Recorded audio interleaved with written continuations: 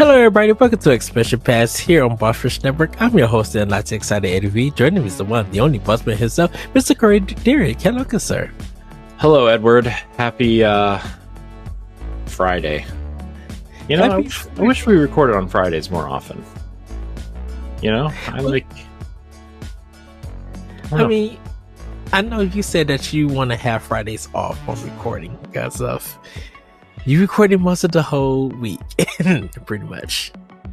I know. I just, I think I've changed my mind on that quite a bit because of, I don't know, the crunch to get it edited and out from like Saturday night to Monday morning is like, I don't know, it kind of takes up a lot of Sunday. But oh well. Yeah, right now I'm off on Fridays, so my schedule changes. Well, why didn't you say something? Anyways, not important. Nobody cares. Nobody cares when we record this. They just care when they can listen to it. We'll move on. Moving on.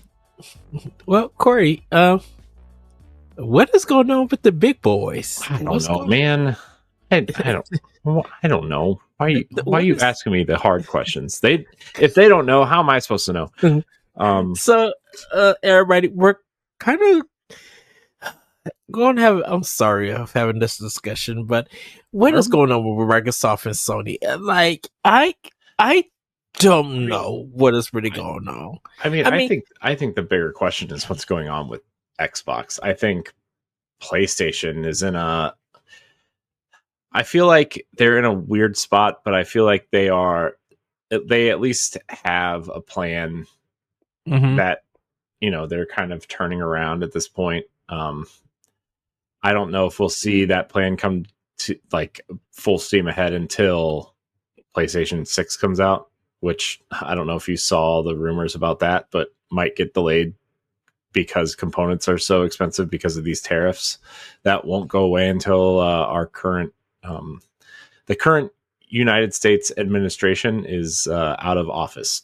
I will say, and I'll leave it at that. But yeah, I mean, you look at studios at PlayStation, like Bend hasn't released a game this generation. Naughty Dog hasn't released a game this generation. I mean, technically Santa Monica hasn't, because God of War Ragnarok is a PlayStation 4 game. Guerrilla hasn't, although Horizon 3 will probably get announced soon, I imagine. Although I'm really I don't think Lance Reddick's character, but that's and I don't think anyone at Guerrilla has help with Death Stranding 2. That's my assumption. I mean, they're consulting on the engine, but I mean, okay. I mean, you know, Kojima's using their engine for that, which I haven't played Death Stranding. I don't have an opinion on it one way or another, but the game looks really good, like visually a stunning video game. And if I was PlayStation, I would be hoping everybody wants to use that Guerrilla engine. What's it called? The Decima engine, that's what it's called, right? Yeah. So yeah, I think PlayStation at least kind of has course corrected. I mean, obviously they've you know, Jim Ryan's not there anymore, who was the kind of big proponent of the game as a service initiative, which I don't think was a terrible you know, I still think they should be probably chasing that a little bit. I disagree. I think it's terrible. Well, financially, it makes sense to chase that. I think they shouldn't be using their main first-party studios as resources for that. I think you use like a third party or someone in a second party capacity that kind of knows that area, right? Like, I don't think, you know, I don't know if you've been paying attention to PlayStation news at all, but like, I'm not sure that Bluepoint, your studio that specializes in remakes and remasters, should be doing a live service God of War game. It's just me. I don't know. It's going to get canceled because just like well, it did get canceled. Okay. Because I was thinking like the that. Point. That's the point I'm making. Because like that Last of Us game that ended, which was the only one that was apparently any good, from what I've heard from about playtesters and stuff. But, you know, I mean, I think, I feel like they're just chasing the wrong parts of live service, right? Like, look how many they've tried, you know, and obviously Concord was a big failure. They bought Bungie for Destiny and Marathon, right? And Destiny, as good as I think they've done turning that game around over the course of the last 6 to 8 months with Edge of Fate, you know, player numbers are down, like really down, like a third of what they were when the final shape came out, which was already down. The, you know, Marathon with the whole art situation, and like, you know, they are working on adding features that weren't in the game based on beta feedback, and I mean, that game is delayed indefinitely right now. But I mean, honestly, I think Bungie's your best shot at the moment in terms of live service. But look how well Helldivers did too, right? I mean, that was the one they weren't counting on being as successful as it was, and it ended up being a smash hit to the point where they're like, let's extend its life by putting it on the Xbox. You know, like crazy. Well, and I think because extraction shooters and live service games are kind of what we're kind of talking about, everybody. I mean, extraction shooters are live service games, but they are, yes. But I think when we think of extraction shooters, some people might think of like Overwatch, and you know, so Overwatch like is a live service game. It is, but what I'm saying, it is. I said, but I'm mentioning, and like Overwatch is not designed like Destiny. Like it's not a first person shooter or anything. It is a first person shooter. It's exactly what it is.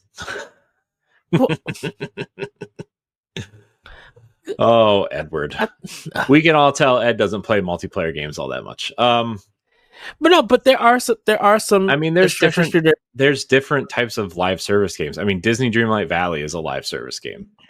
You know, it's not one that you think of, right? But it has the equivalent of a battle pass every 2 or 3 months. It has expansions. It has weekly challenges. It has daily quest line. Like, it has all of the trappings of a live service game, right? It's just not a shooter, so people don't really look at it that way.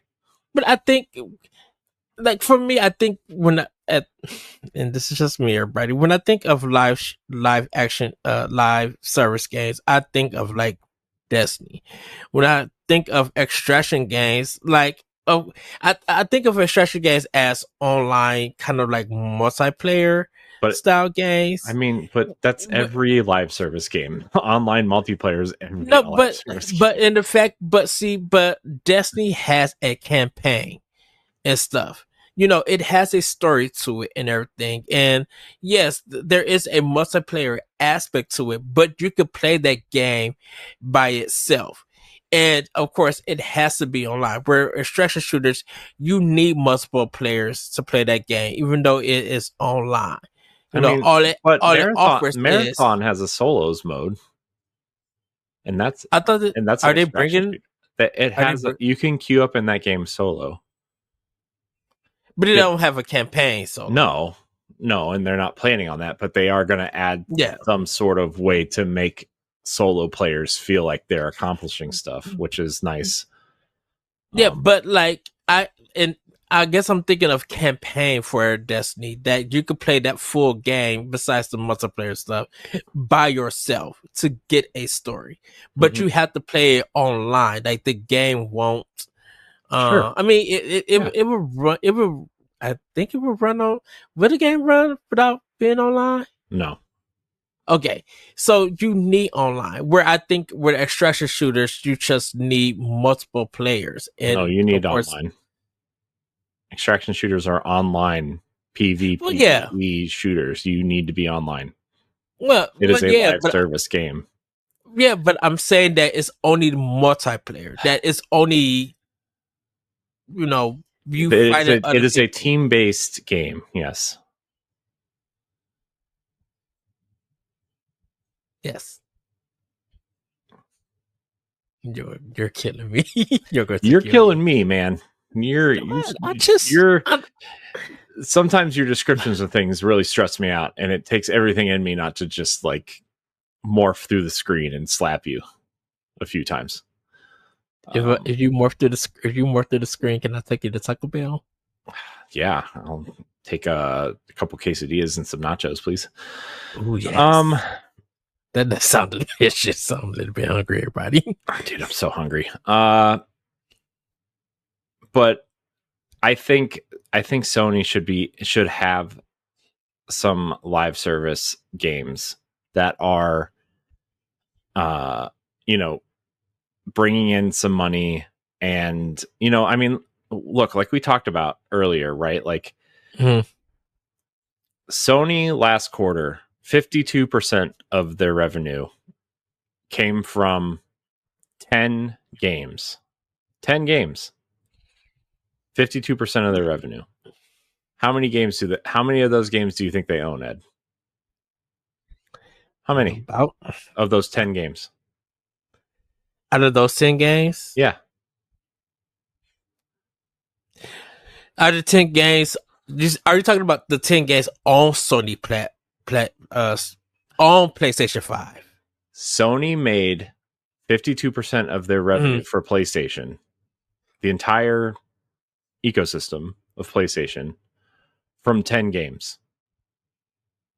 Okay. Out of the thousands that are on the PlayStation Network. 52% came from 10 games. How many of those do you think Sony owns? It has to be 5. 0. Sony does not own any of the games in the 10 games that made them the most money.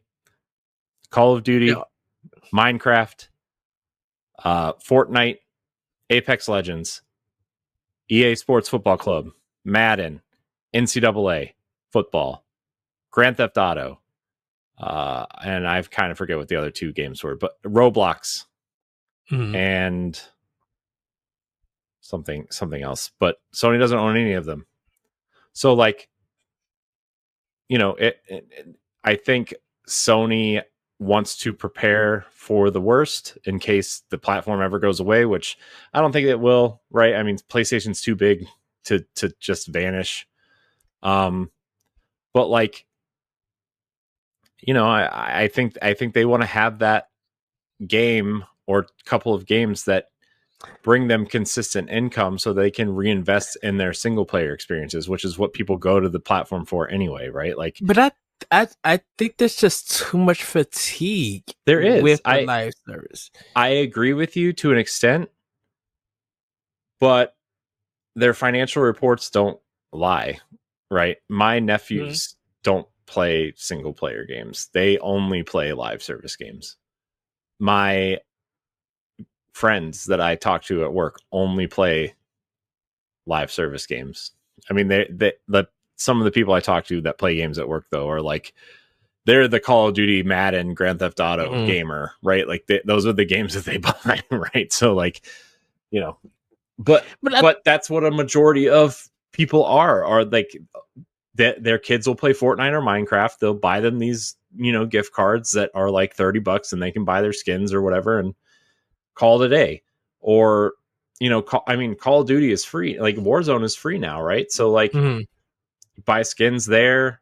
Like, it all comes from these microtransactions, and that's the piece of the pie that Sony is missing out on, right? And but I think we're not speaking as in fatigue is with definitely with Sony is it feels like they have an idea of doing a live service game, and then next thing you know, it gets canceled or shut down. Here go another live game service, it gets shut down. I think when we watch the PlayStation directs and stuff, here's another live service, here's another live service, here's another live service, and people are just like, whether the game is in production or it's a trailer, it's the same thing that Nintendo gets blamed on when it comes to farming games. Yeah, but There's I too mean, many. Sony. The only reason why we know they've invested in so many is because we're deep in this. They've only ever announced 3 of them, right? Concord, Helldivers 2, and Fair Games are the only ones they've ever announced. I thought, obviously, I mean, I guess The Last of Us Online was announced at some point, but like, yeah, you know, I mean, Concord obviously kind of fell off the planet. You know, Fair Games, I don't know. I don't even know what is even happening with that game. Like, I mean, I think it's an extraction shooter. I think it's like Rainbow Six Extraction meets Payday. I think it's not even out yet, right? Still, it's in play testing right now.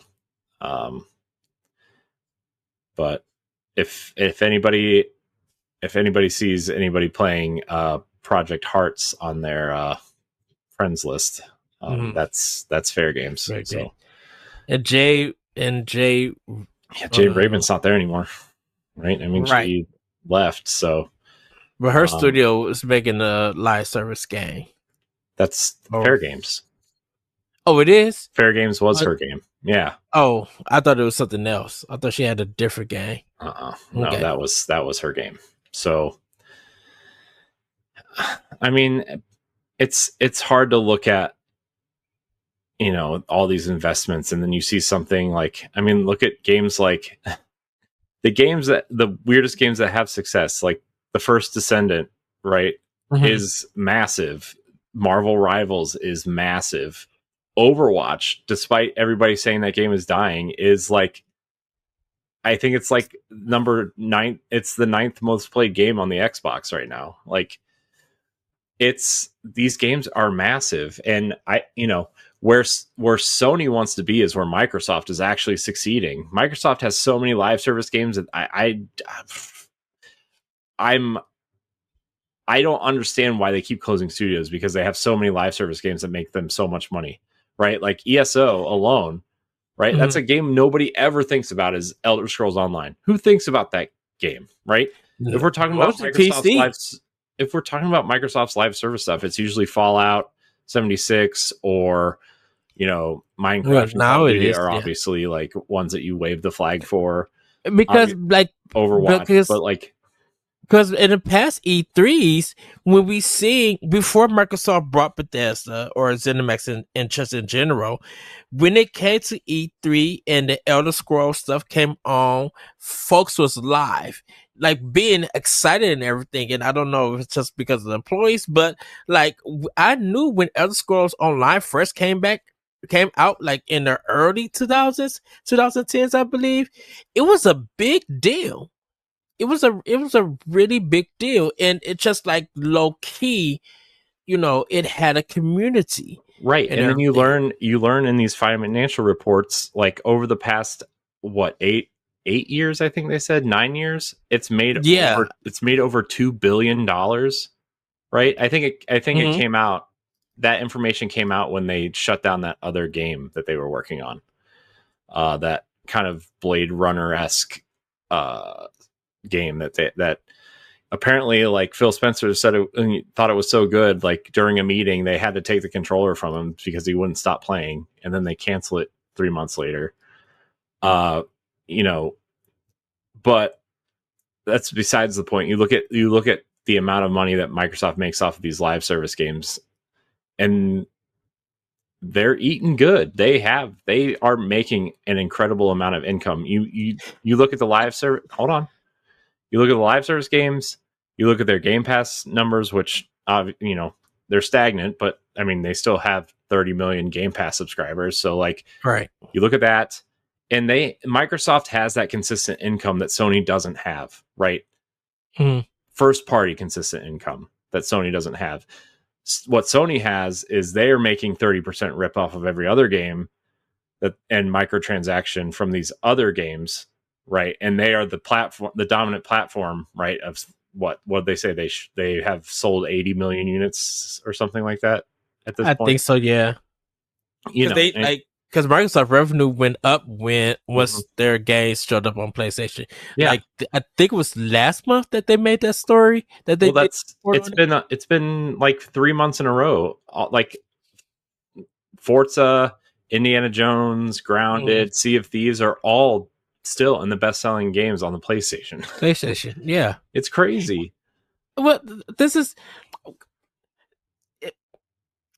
I said fatigue. So this is a thing just in general with fatigue in games.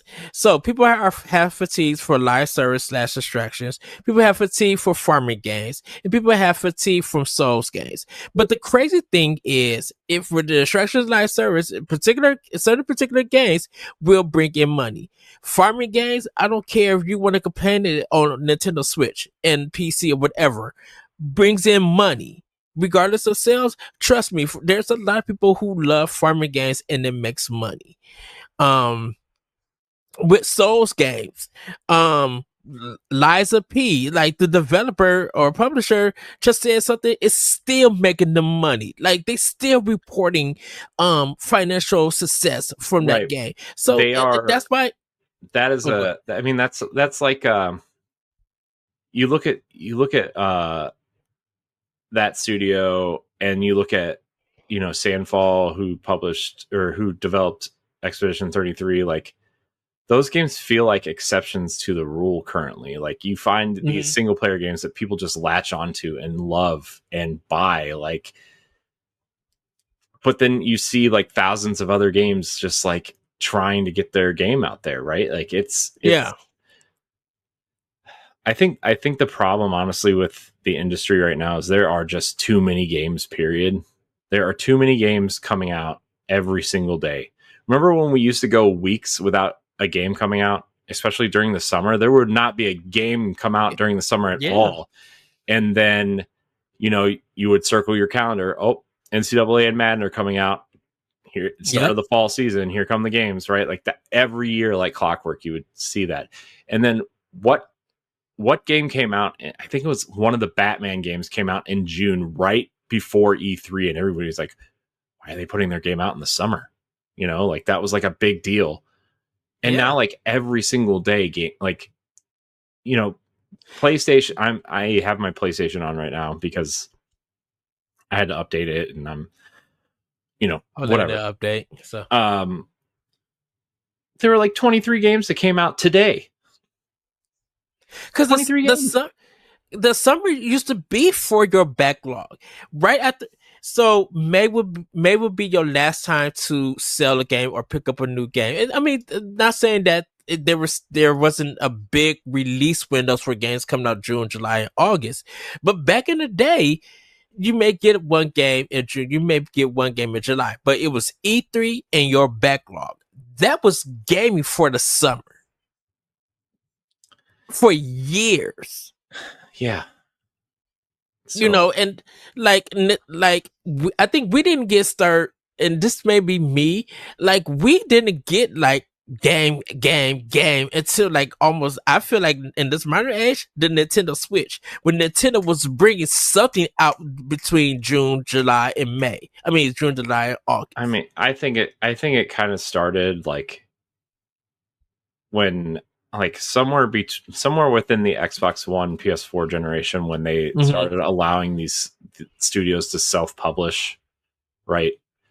And they made their dev kits cheaper so they could sell more of them so they could get more games on their platform, right? And I think that's good, but like now you see all this AI trash like clutter the new release stuff, right? I mean, the Switch Yes. store is like terrible with it, and the PlayStation store is not much better.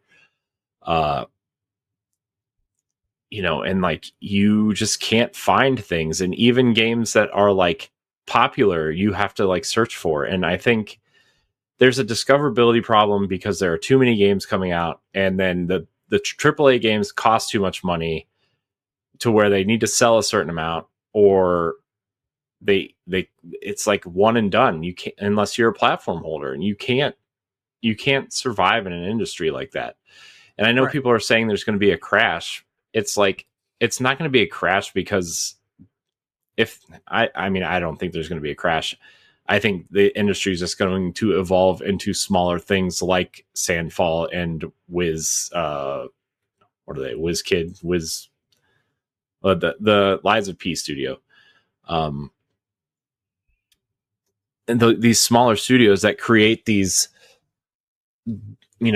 25 to 40 hour experiences on a minimum budget with these small teams that maybe don't look as good as Death Stranding or Uncharted or The Last of Us visually, but like they're still fun, quality, interesting games, and I think we're going to see,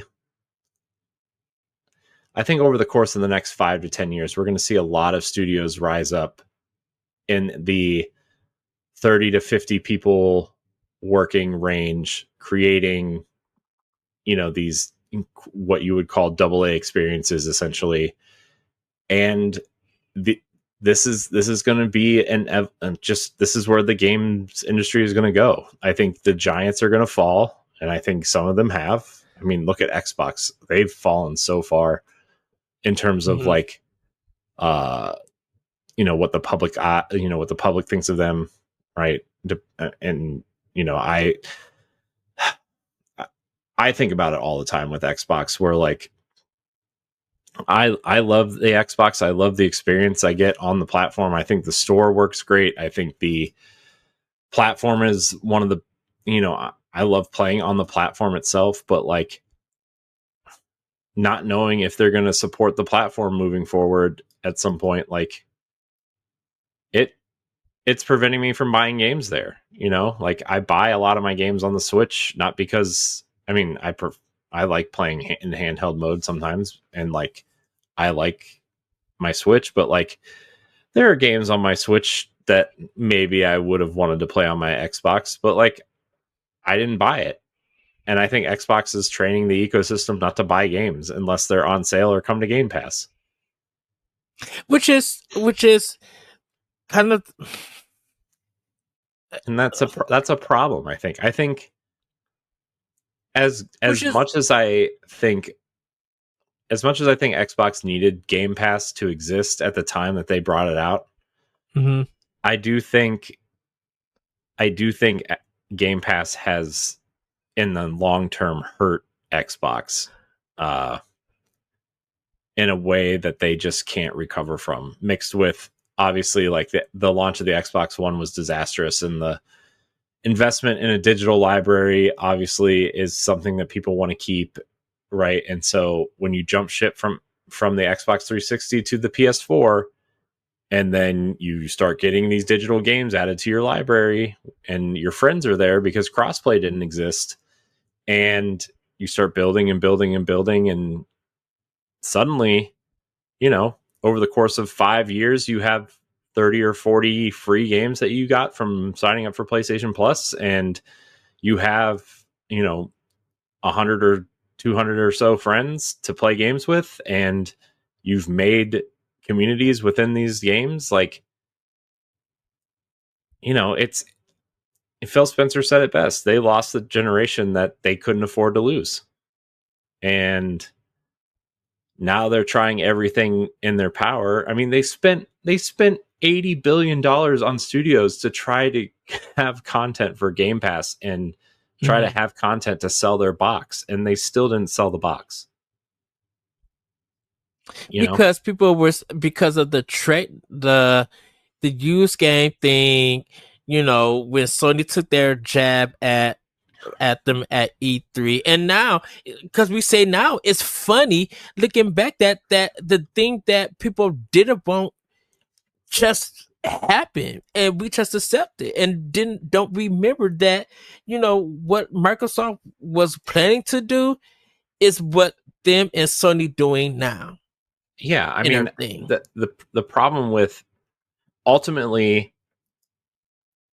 Xbox was right, and they made a bold move of announcing it first, and they announced it the wrong way, and they didn't ease into it, and people don't like instant change. A lot of people need to be eased into it, especially gamers. Of course, your Xbox or your PlayStation are going to, most people use their consoles, if they have one, as their entertainment box. Of Yeah. course they do. It like with the just even with the physical thing, it's just like, okay, so y'all was upset during that time at the physical thing, but then like GameStop is closing. And all Mhm. these GameStops are closing. And even they changed their business and Mhm. everything. Because what ended up happening with physical stuff, everybody just started well, not everybody. Certain people started going digital. Mhm. You know, and it's just so amazing to see that what people were mad at one point, now that it's happened, it's just accepted, and the upset about it is not used. That's why this game key card thing and stuff that people be upset about, that's gonna go away. Why? Because I'm like, Because it's just a ultimately different. people won't care in a year or two, right? Like Right. in the games that matter, the most to people, especially like indie games and stuff, will find a way to be on the cart, especially if that company that makes the carts starts selling other sizes, right? Because like Right. that's ultimately the problem, is the company that Nintendo buys these cartridges from, which they've been doing since the DS, by the way, that makes their cartridges, Right. only makes one size for the Switch. They won't make another size. So Nintendo has to buy that one size or the empty cart for the game key cards. Like those are their two choices. And so, now this company is essentially going to be forced to make smaller cartridges, right? Because you look at what they say, Octopath Traveler Zero's file size is 5 gigs. Why would you buy a 64 gig cart for a 5 gig game, right? Right. You would buy an 8 gig cart or a 16 gig cart, right? I would assume they come in like 8, 16, 32, 64. I would assume would be the Right. size. But like, why? You know? So like, of course they're going to do a key card or digital or a Switch 1 release, right? Like, mm-hmm. because that's where their money makes sense. And these companies, as much as they want to make fans happy, they also want to make money, So the Rido remaster, the game I talked about on Power Block, is a game key card.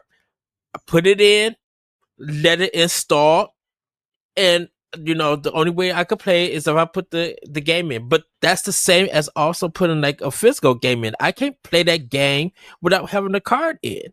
Mm-hmm. It's the information is on my system, so I'm like, what difference does it make? And what people have the fear of is the license being pulled. Once the license being pulled, they can't play it anymore. Mm-hmm. But I'm just like, no, that thing should still be in your system. Mm-hmm. But they feel like if they take it off and archive it, there's no way to download it. Well, we won't know that until that situation happens. Mm-hmm. But that's like any kind of game, like on Xbox and PlayStation and stuff. I know Xeon on Nintendo Life, he just like, here go the 10 games that I could play offline for on my PlayStation. I'm like, yeah, there's only 10 games, but guess what? That's probably already 70% of your hard drive or your SSD and stuff. So yeah, you could put it in and play it. But for people who don't play those games, they gotta have a digital version. And if those licenses get pulled, it gets pulled after you paid them all that money. Mm-hmm. Yeah, and that's on any platform that you play in this digital age. We already knew that we were buying licenses to play these games. Mm-hmm. Yeah, and you look at like, I think the reason too why cartridges in particular are so, people are so wanting to collect the cartridges, because cartridges are more likely to resist the media decay, right? Mm-hmm. You look at like original PlayStation discs, and they are already starting to decay, right? Like because they're not being used or people aren't taking care of them. and the media is just rotting off of them, right? And that's something that people, I don't think, consider a lot of the time when they're collecting physical media. And I think the cartridges, I mean, you can still pop an NES cartridge into your NES and it'll work, right? If you're Right. I mean, my NES still works. I had to replace the pins in it, but it still works. My Game Boy still works. There's a crack in the screen and the screen needs replaced, but like it still turns on and still works, and you can still play games if you can see through the crack. Like, but like the fact that those two consoles are from the mid 80s and then you get something from the 90s, mid to late 90s, like the PlayStation, and like can't play a disc, it's, I think, in the long run, these cartridges are going to be important to preservation. Right. And, it's important to get these games on the cartridge, essentially, is what I'm trying to say here, right? Like, it's important, just from a historical perspective. So, and like, I think also, like, if these companies kind of go away and you have that key card and you can't download the game anymore, like, I don't know, I kind of feel like there's a bigger problem going on somewhere than like these games and, where they're, where you can download them from, right? Like, I think, people are always concerned, like, what if PlayStation goes away or what if Nintendo goes away? I'm like, well, then there's a bigger problem in the world because they make so much money that I don't think they're ever going away. Right.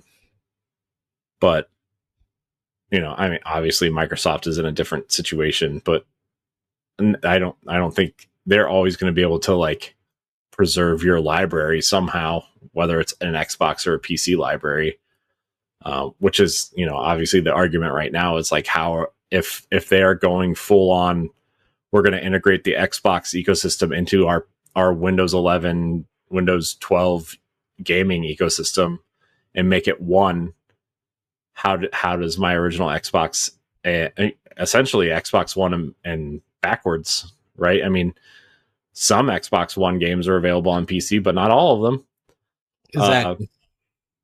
And all of Microsoft's games will be available, but what about third party? How do third party licenses transfer? And like, how does the emulation work for 360 and original Xbox games? And what if you can't do that? Will you be able to use our purchase history to give us keys for PC versions of these games? Like, and like, what about games that don't exist? Like, one of the big reasons I'm disappointed we didn't get a Gears collection is not because I want an updated version of them. I mean, the 360 versions run at 60 frames a second, 1440p. They still look relatively good for that era, right? Like, there's nothing wrong with them. But 2, 3, and Judgment aren't on PC. Yeah. And if you're going to integrate the Xbox ecosystem into your PC ecosystem, you're losing like literally the first half of an entire franchise behind. And that's, obviously, like, that's where the AMD partnership comes in and trying to figure this out. But like, at the same time, what about the copy of Assassin's Creed Brotherhood I bought digitally on 360? Am I going to be able to play that? It's backwards compatible on my Xbox. Am I going to be able to play that on a PC in 5 years when, the Xbox console ecosystem kind of goes away? I don't know. Yeah. I don't know. Those are the questions Microsoft needs to answer. And they need to, if they're launching a new box next year, this is something they need to answer real quick. Especially if it's a Windows based box and not a console.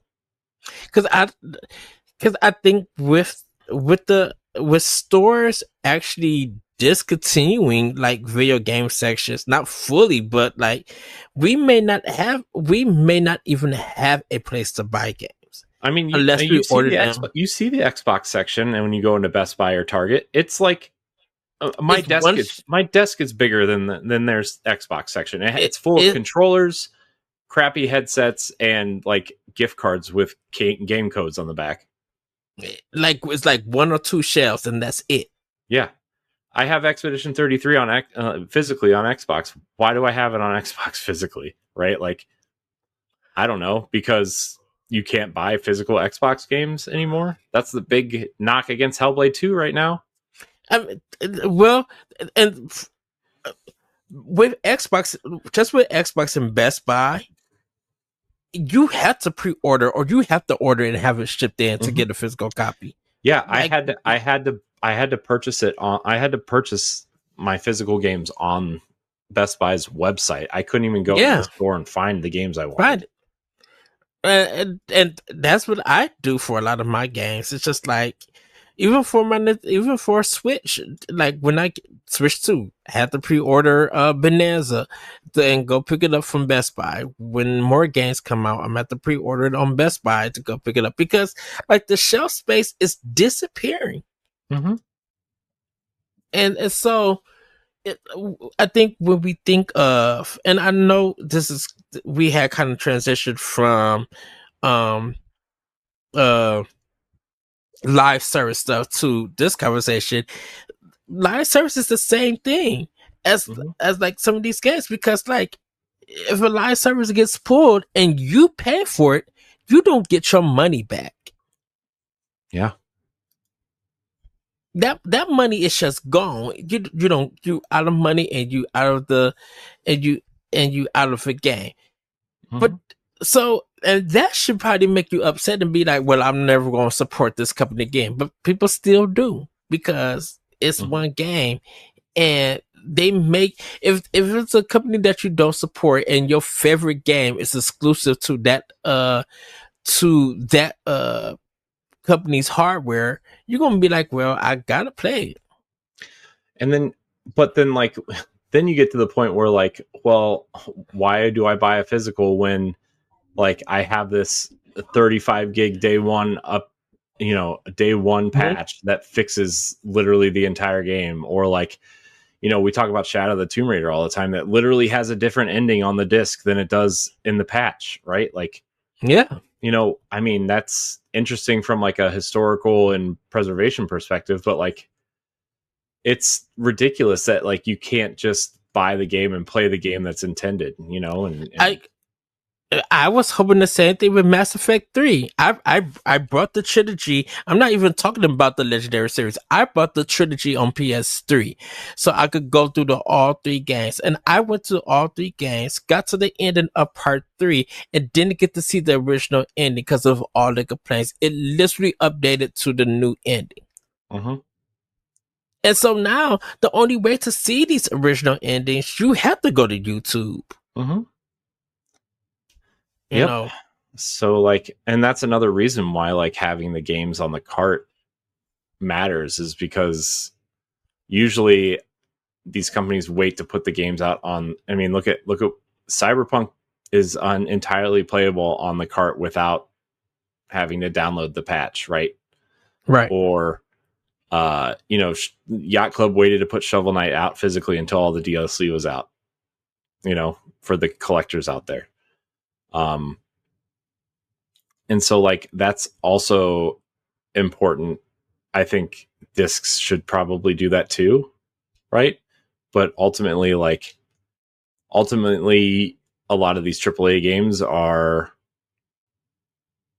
being essentially forced out without being ready because these companies need to make money, because they need to tell their shareholders that they have, this many sales by this date. And, that's just the unfortunate path we're on,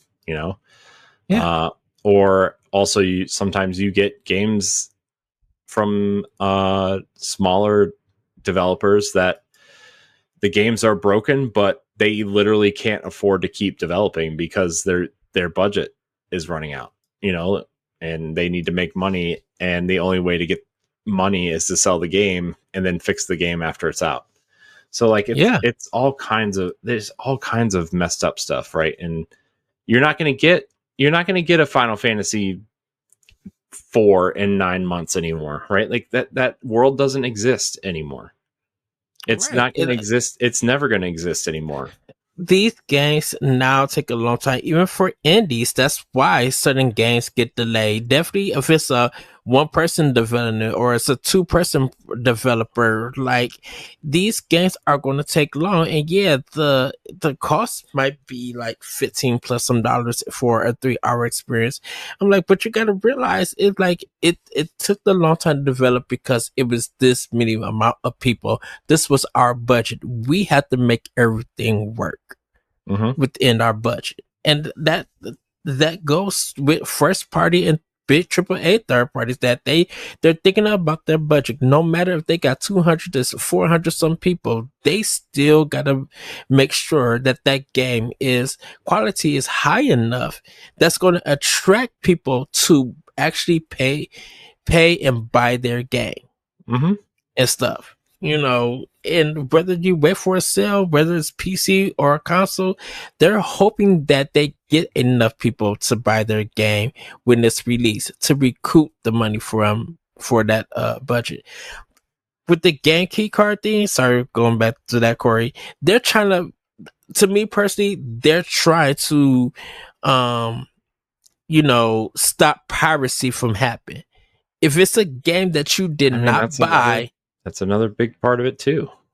And Nintendo just like, if we cannot read this game is a legit game that you purchase, we're not going to let you play it. We may block your system or brick your system. Who's bricking systems? I have no idea. But they're just like, we're trying to stop piracy from happening.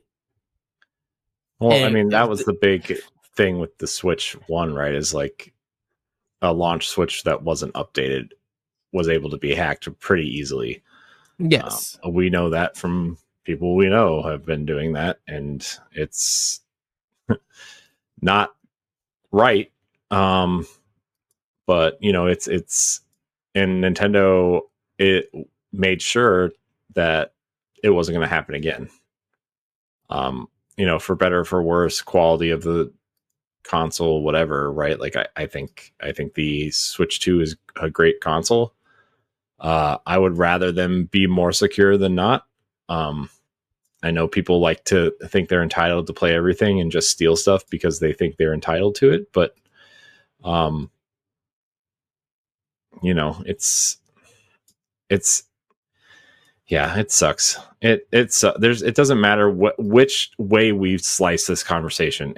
I think the game key card stuff kind of sucks for physical collectors. I think you should have the option to have the digital or the physical. I think this is a terrible compromise to try to have your cake and eat it too. And the bad thing too about these digital key cards that nobody's talking about either, Ed, is that the key cards count as digital sales. They don't count as physical sales.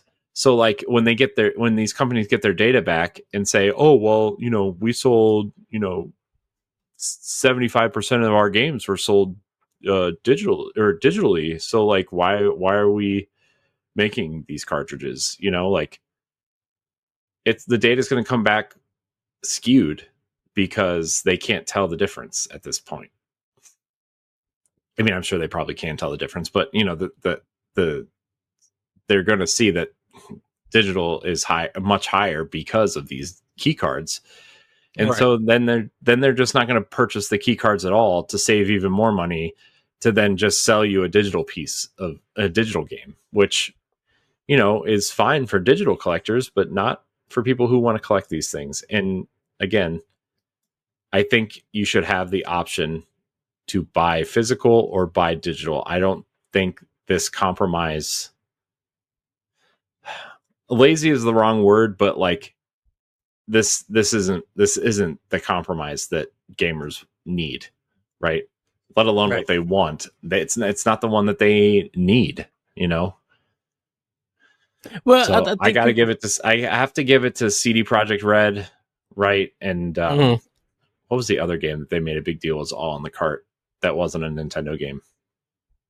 recently? Oh, boy. I know. Gardens of Azuma, the Room Factory one, that's all on cart. Because that was released. I mean, that was released everywhere, and that was a launch game for Switch too. I know that was all on cart. Street Fighter 6, I believe, is all on cart. It doesn't. I guess it really doesn't matter. But like, I give it to the companies who are, doing right by the player. Mm-hmm. Especially someone like CD Projekt Red, who clearly messed up when they launched the game. Right, like clearly that was just probably a PR nightmare for them. Also, like just a general development nightmare. But like for them to optimize that game and put it on a cart, right? Like we looked it up the other day. I think it's like 62.8 gigs the game is on a 64 gig cart, and that's impressive. That's really impressive. I know they made some visual compromises, right? And that game, runs at probably 40-ish frames a second, but like it looks good, it plays well, it runs well. It is a good version of the game, and you can play it off the cart, and that's ideal. That is the ideal situation for physical collectors. For physical collectors, yes, I think, because my thing is with the game key card is that the reordering of it.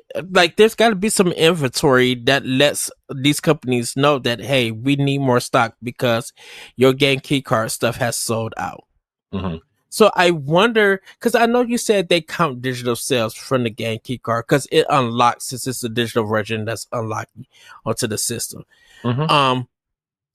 But I think that's what I wonder. How is this working? Are they when my game key card of a third party game, if it sells out at Best Buy, or is Best Buy placing reorders and they're counting that as be like, okay, they sold out of our game key cards, so we're not going to take that money until it's actually on the system till we read it? Or is it that when they do the reorder, you sold 4 copies? Okay, this is the amount of money that, or this is the percentage that we take in our cut of it. When we send you another 4, if those sell out, are we going to be counting those again? Because of the inventory. It's just this physical inventory, but the game itself is digital in a sense. I wonder how all of that is working out. Yeah, I wonder. I don't know. Because I think that's the thing about how the sales and the business of the game key card thing is working. Is that, yes, they are counting the digital versions, but I wonder, are they counting it when it comes to the game key card once the game downloads? Because it's reading and it's opening and be like, okay, we counted it even though Best Buy sent us the data that we sold 4 cards. So 4 people who got this game is downloading. Well, I think someone like Best Buy probably just counts it as an in-inventory sale, right? Because they store the boxes on the shelf, right? So like, yes, for Best Buy, it probably just counts as a physical good sold in their store. I'm saying, like, once they sell that, the developer or the publisher will count that as a digital sale. So it's 2 different counts, even though it equals the same. It's 2 different. Yeah, counts. I mean, I think Best Buy probably counts, like, if you can tangibly touch the box, that is a physical good that they are selling. I don't think they care about what the publisher counts it as or anything. I think they count their inventories separate. I think that the publisher, once somebody purchases that and sticks the key card in, they're like, oh, we made a sale of that game. It's a digital sale, because they're downloading it from their servers and you can see the download. It'll take a download off. Like, you know what I mean? Like, so they get the number, but not the sale, because they're getting their sale cut from Best Buy when they sell the game key card. That's what I wonder. I mean, the physical.